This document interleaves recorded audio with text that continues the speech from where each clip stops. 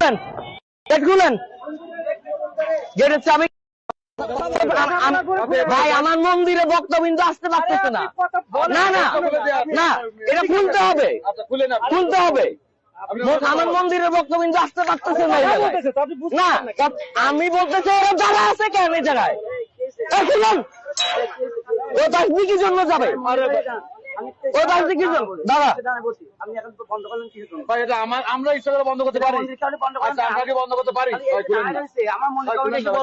আমি বলতেছি খুলবো, কারণ আপনি আবার হাত দিতেছেন, আবার হাত দিতেছেন আপনি।